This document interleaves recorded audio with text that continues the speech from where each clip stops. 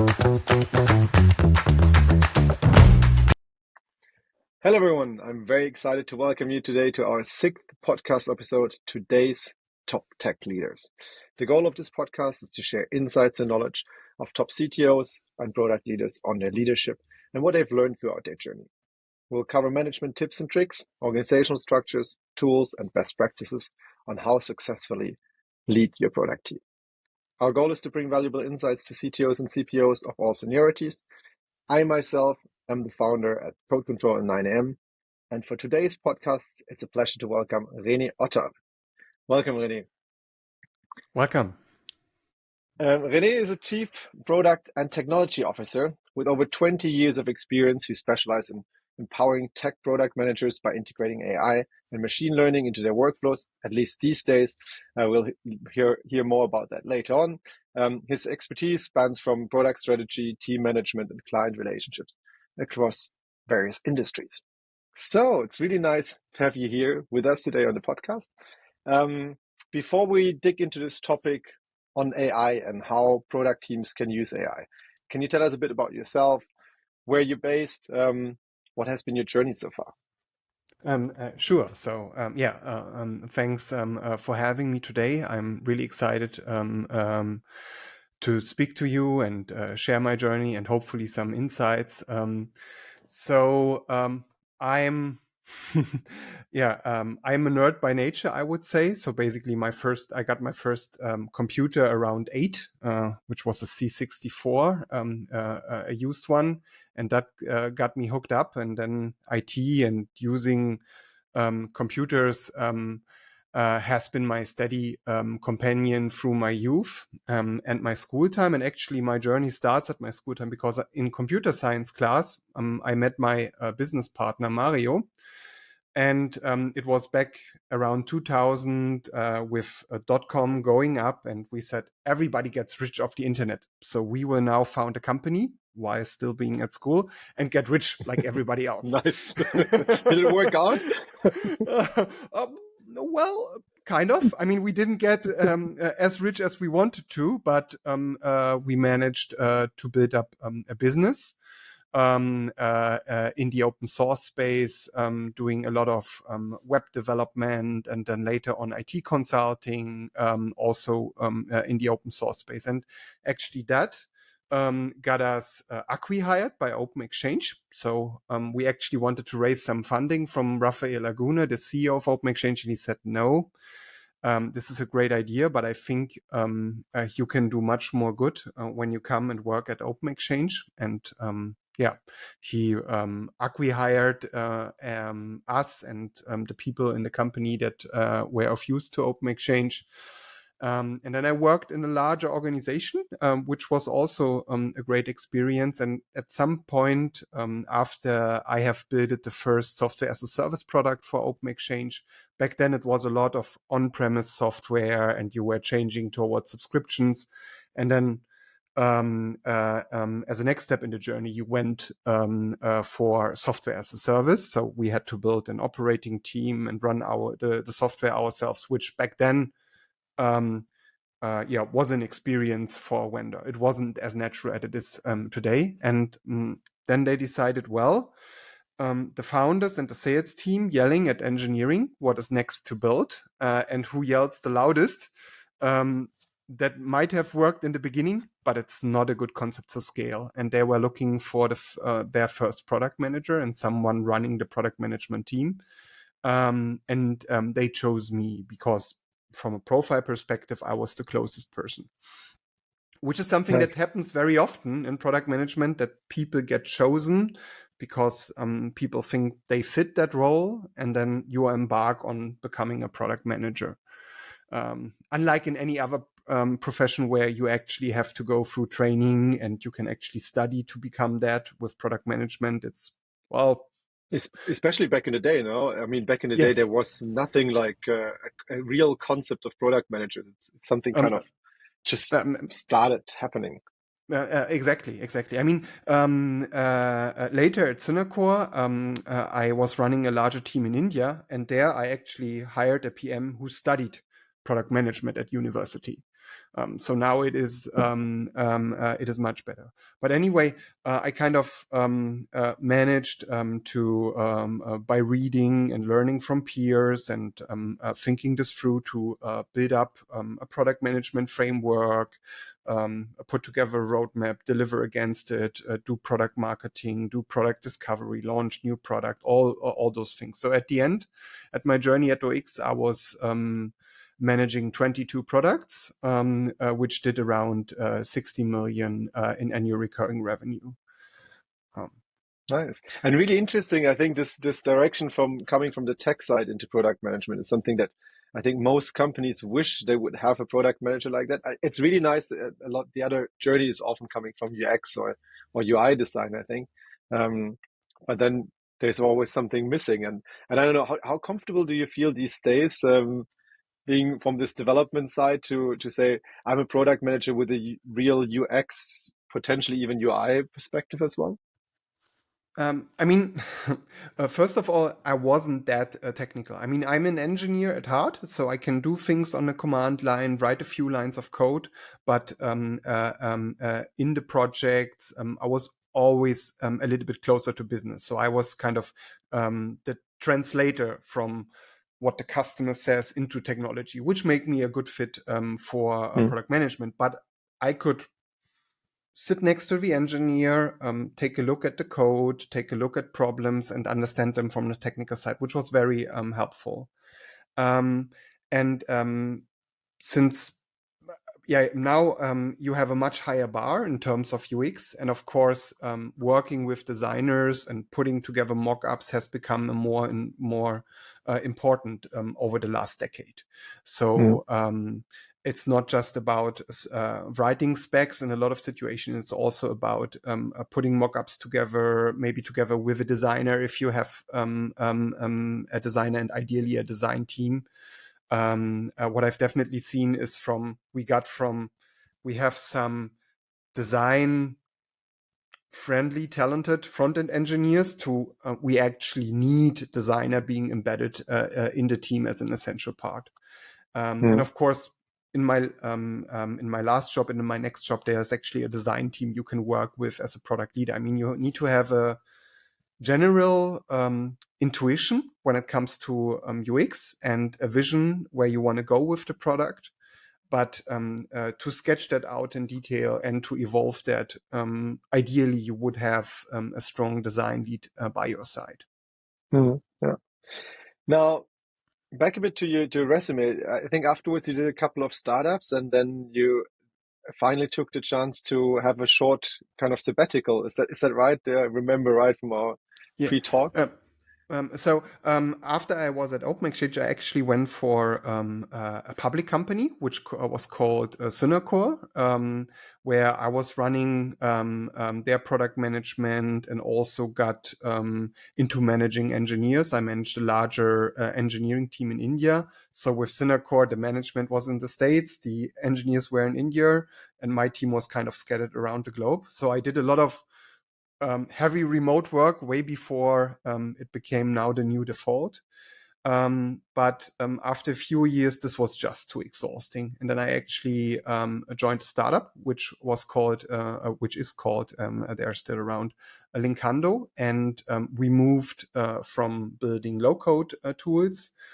We pivoted into enhancing meeting experiences and digital conferences by first delivering tools for formal online meetings like real estate owner assemblies or larger sports club assemblies or government assemblies. And then later we moved that into regular business meetings for salespeople, for example. We were the first German company to launch a Zoom add-on in the Zoom marketplace.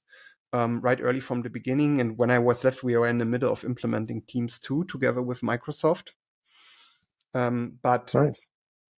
At the end of the day, where I wanted to go and where the startup was going didn't match. So I decided to leave at the end of the year.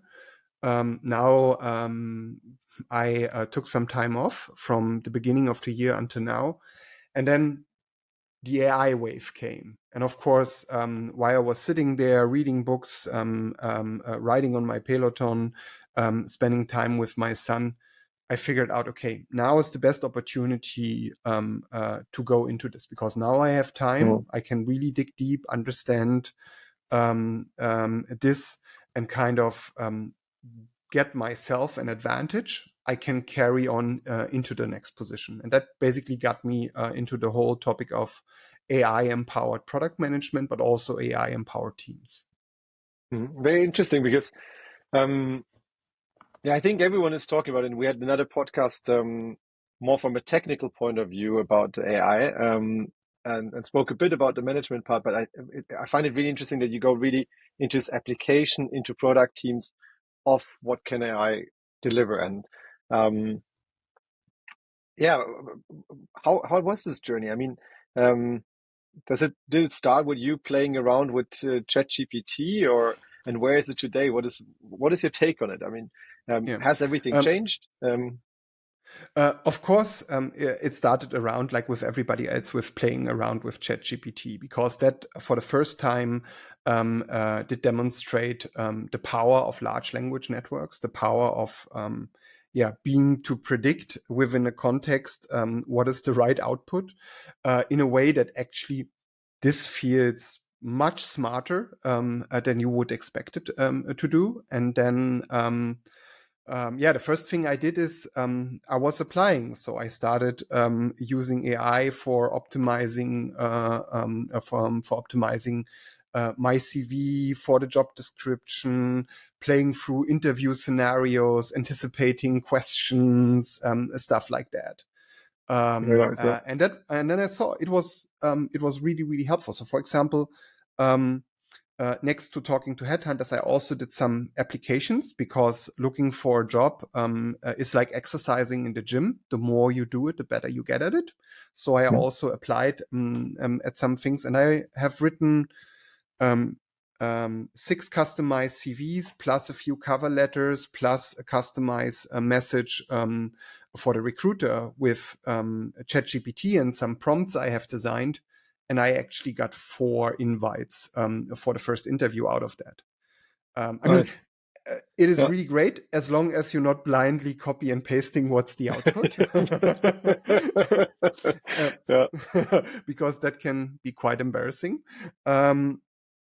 But and also, as long as you really spend some time into your prompts, into prompt engineering. And that's actually where the AI journey of most people will continue after they played around with this, because you quickly see, if I do a one-liner, I get something, and it may be useful or maybe not. But if I really go into building more comprehensive prompts, where I say, this is the role I want you to take, this is what I want you to do, and that is the expected outcome that I want, then actually you get much better results. And from there, you can take it into infinite complexity. So, for example, there's a prompt generator for Midjourney, where you can actually use ChatGPT, give it a text, and then it will propose a visualization for you, and then you can select the visualization, and then it generates you a Midjourney prompt. And actually, the whole logic is written inside of a large prompt that goes directly into ChatGPT. Nice. Yeah, I think it's very interesting. I think that to me, there's always this next layer also of slicing. So on the one hand, you want to be comprehensive and give as much information and context. I think this is what people often forget. They forget to give the context where I need you to do, because we're trying X, Y, Z. So give context, and then say what should be done and how should the result look like. And then there's always the other part that comes in this direction of slicing, right? So it's a real iterative process to learn how to use GPT. And when you now come back to boosting individual performance, I mean, as a product manager, you do a lot of busy work. You basically spend a lot of time writing technical specs, writing stuff like user stories. With the right prompts, it will boost your productivity, because you can input bullet points, and ChatGPT will turn out nice text, and it will also by user stories, if you brief it correctly, it will basically write the user stories for your application and even find gaps for you. So that gives you, for example, easily more speed. And I've developed a concept. I've written about it on LinkedIn, which I call AI empowered AI empowerment for product managers and teams. And the first step is you as an individual. You boost yourself. So you figure out what is most time consuming in my day. Then you try to design prompts for that with some examples that I've provided in the article. And then once you've mastered that and you have a basic understanding, you can actually look into other tools that will make you even more productive. So for example, as a product manager, there's Craftful, which is a US startup. And with them, you can do user research. So you can connect your data sources like Zendesk and Front and the Google Store and the Play Store. They will suck out the data and then analyze it with ChatGPT and allow you to actually talk to your data. And in the past, data analysis has been something where you, especially if it is text feedback, where you would have to do some heavy lifting. So there were some interns and juniors who had to do it. And now you upload your data and then you can ask the system. So what are the features that are most asked for? Or what do people complain about with a negative tone? And then it will, since it has such a good language understanding, it will cluster this for you. And that is, for example, in Real game changer, because this was a very time-consuming task. And very often in small and medium-sized organizations, it wasn't done at all. But with a tool like Craftful, which takes the power of ChatGPT, a large language network, and embeds it into a context, into an application, it becomes much more accessible and much more powerful. And I think this is also what we are going to see in this year and in the next. Everybody is adding some kind of generative AI. So your email program will help you compose your mail. So Google is already testing that. They have announced it at Google I/O. Let's see when we in Europe will be able to use it, but it's coming. There's the Microsoft Copilot, which is there, but still not in everybody's outlook. But it will come. The Apple has announced that they will help you write your text messages using a large language network, so similar technology like ChatGPT. So AI will go into probably every application we use, and then also will become available in specialized tools. So Jira at some point in time, for example, should help you write tickets. They're probably already working on it. I think Notion, for example, has already some nice parts, even for summarize or for brainstorm or something. I love it. So yes, that's such an easy way of getting started. That's another good example. But now we do have a time where those things are being worked on, but you still want to have that AI advantage. And in the meantime, I think you will have to do a lot of copy and paste with ChatGPT and others just to get there. And then, of course, there's not only this potential on everything that is text related, but there's also the potential on prototyping or building stuff for testing things. I mean, in a modern product management world, you should be a lean, mean experimentation machine. So you have your thesis that goes against your goals. You want to achieve certain outcomes with a product initiative. And then you don't want to build the whole thing. You want to build a prototype, something you can test. And here again, AI will help generating landing pages, generating AI designs based on text. And that also allows you as a product manager to become a little bit more independent of your engineering team. They can focus on the heavy lifting. Why do, for example, do some lightweight things with AI tools on the experimentation side? Yeah, I find it really interesting what you say, because I never thought we have. I think we use a lot of ChatGPT, and we use as much as we can generative AI. But then I was just thinking of one part that I wanted to always embed into our product team is how to get this kind of right fit in the beginning. And in Inspire, there's one example of Amazon where whenever someone wants to build a new product or a new feature, they need to write a press release about it. And then they need to distribute this press release and need to get people excited, right? And if you don't get people excited with this press release, then it's not a good product to build. And this is actually, I think, another really easy application where you can say, well, I'm planning on doing this to solve that problem, write me a press release. And you so quickly get a feeling for it because suddenly you don't even compose it yourself, which is one part of product management to understand certainly what do I really want to do. But you can use GPT to give you quicker to jump certain steps to get the result, to see is this good enough, and so on, and take into knowledge that someone else has built or something, right? Yeah. So this whole text to application thing, I mean, it's not only text to text or text to image or video. It is really now text to design. So if you take a look at Wizard, the auto designer, which is a design tool, you describe what you want and you get basically a working prototype out of that.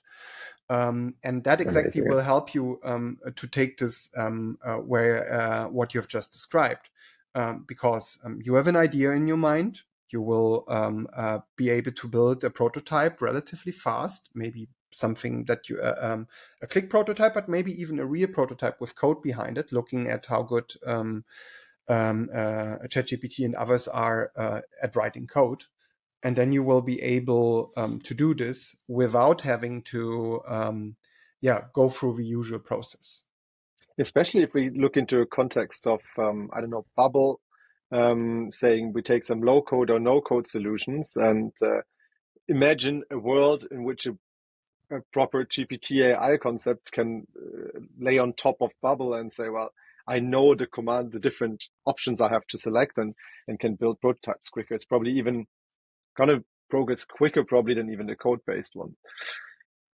Very interesting. And okay, so I hear there's Craftful, there's Wizard, there's having the right prompts, and I think we will link all of these URLs in the show notes. And there's your article on LinkedIn. How should product managers set themselves up these days? Is it what do you think? How do you get AI into the product world? Exactly. I mean, and there are actually two sets of answers here. One is for the individual, and one is for the team when you are the product executive, the leader. So I think you should always start, even if you are a leader, as yourself, because then you will be able to practice what you preach and lead by example. So the first thing is really, and you can use my article or something else for that, but get a ChatGPT if you haven't got it already.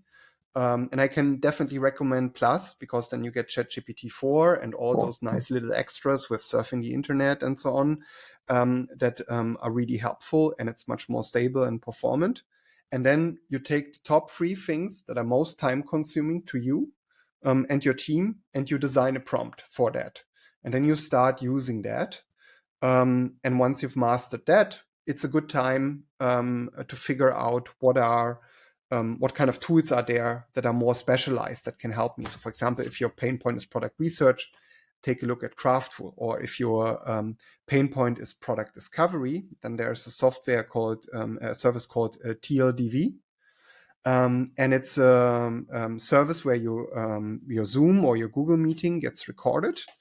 And then they transcribe it with AI, and they give you those snippets that you can actually share with other people.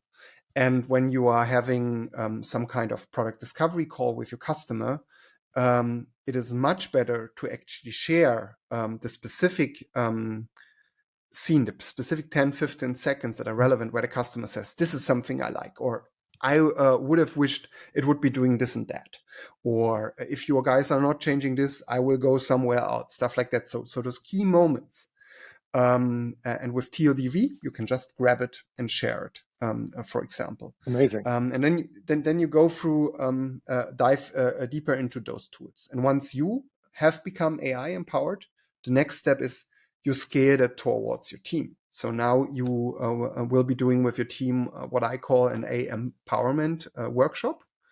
where basically together with them, you will repeat the exercise you have done for yourself. So you will figure out what are the most time-consuming things, the pain points.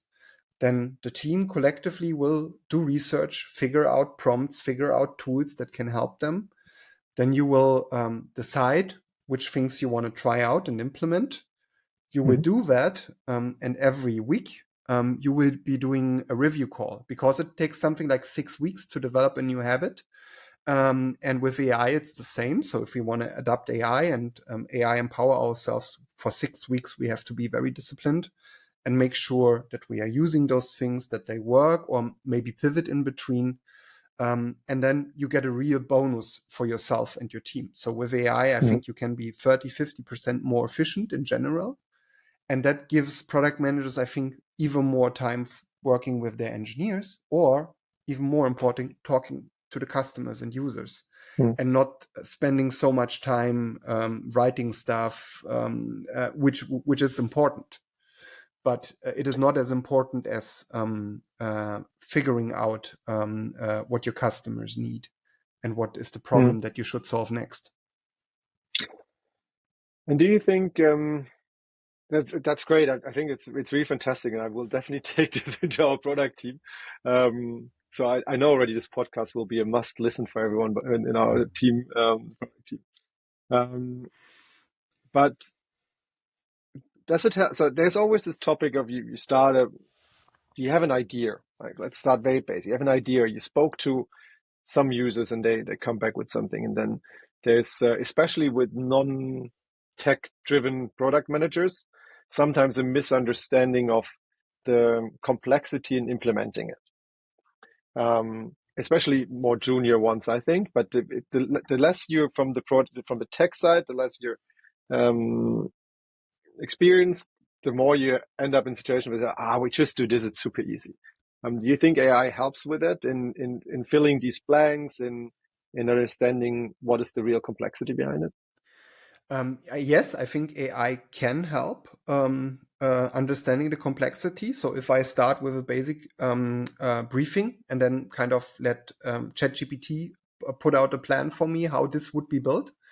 So one thing you can actually do is you can basically, as a non-technical person, ask ChatGPT to act as your development consulting and play that through with him. So it could take that persona for you. So my recommendation for people who are not that technical is actually to get a little bit more technical, because it's now easier than ever getting a little bit more technical.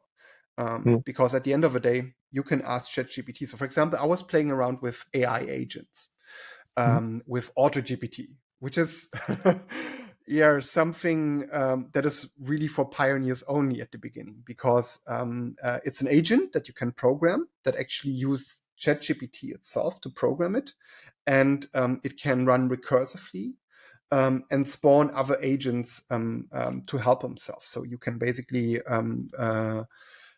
ask him to research something for you or to build a product. And when, for example, you ask him to build a product, it will develop your concept, look at GitHub, find code pieces that match, then put the code together.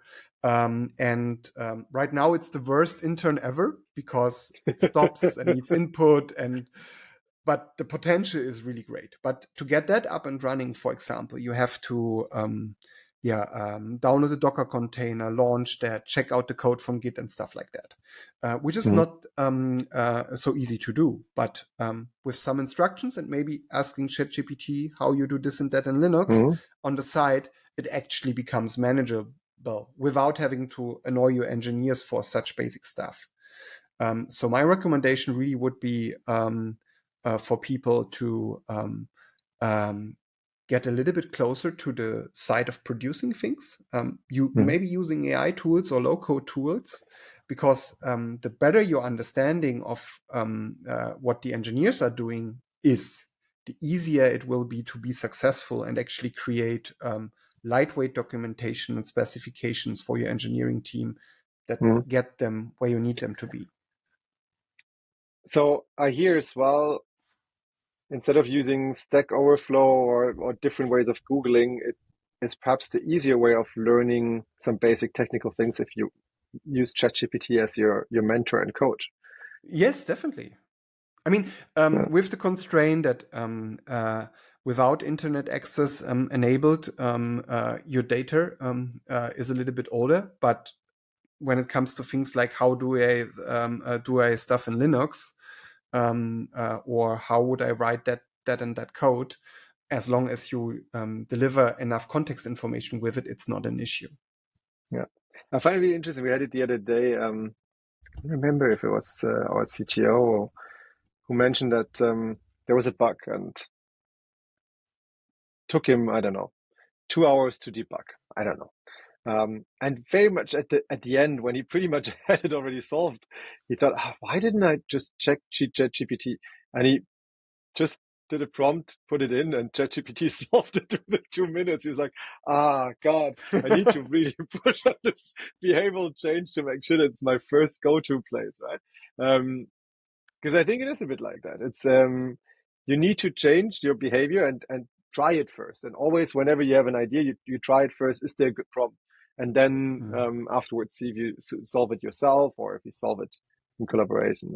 Exactly, and ideally, the AI feature should be in the product you're already using. So, for example, for someone writing code, there are nice Visual Studio Code plugins that Yeah. actually give you ChatGPT right into Visual Studio Code, and then you can ask for code changes and code-related tasks directly into Visual Studio at that point.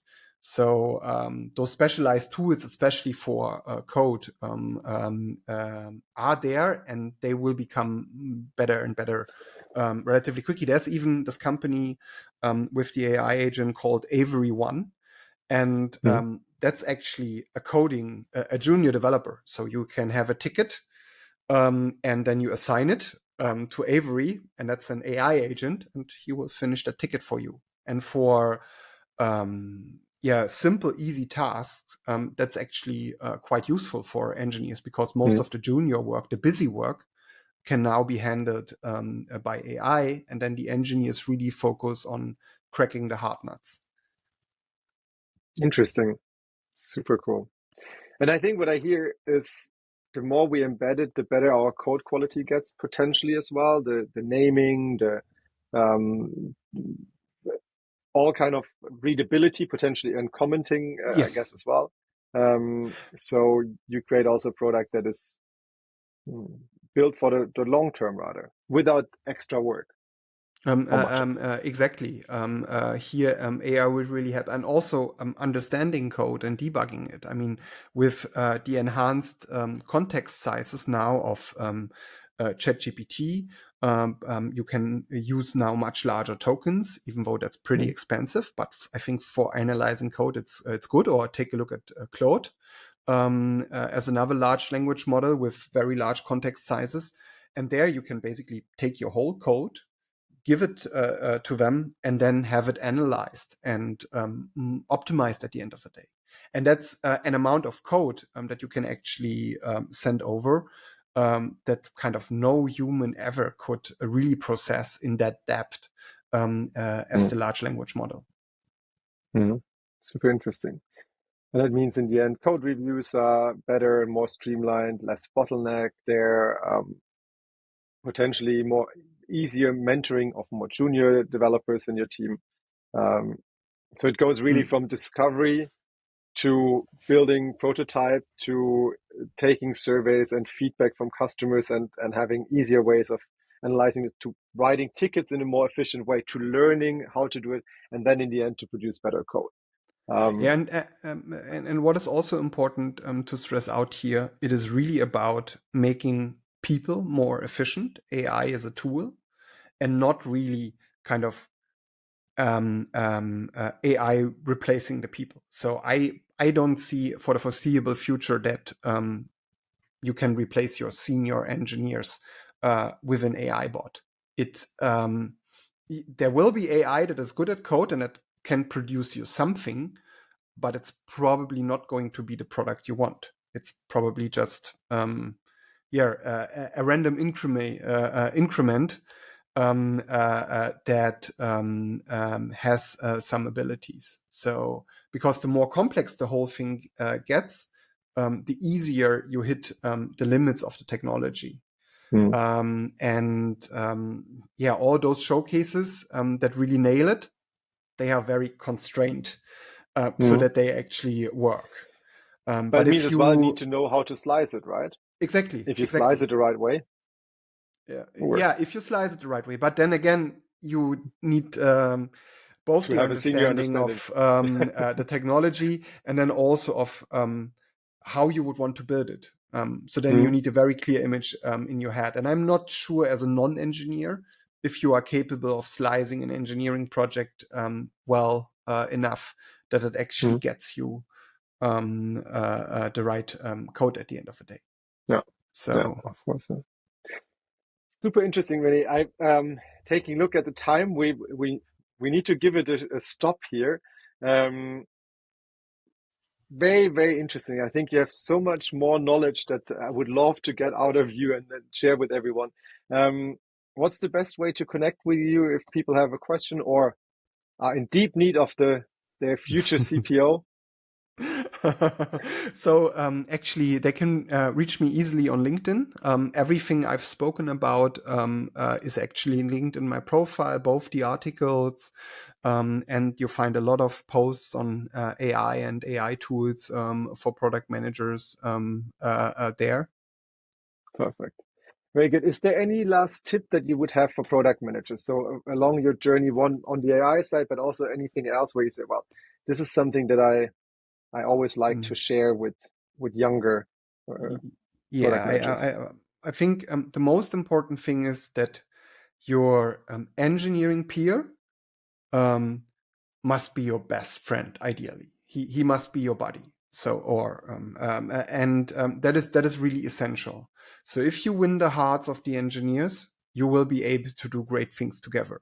But if you are somehow struggle with that, then it will be very difficult for you to deliver. So the most important relationship for digital product development is really the one between the product manager and his engineering peer. If that works well, it's like Batman and Robin. But if that doesn't work well, then that's really something that needs to be fixed. Cool. Very interesting. Thank you so much. Thanks so much for sharing all your insights and experience. I think it has been definitely valuable for all of our listeners and for everyone that is listening in to today's Top Tech Leader podcast. Please subscribe, leave us a comment, give us feedback. We love to hear from you and to know what you would like to hear next time about. So until next time, keep coding, keep leading.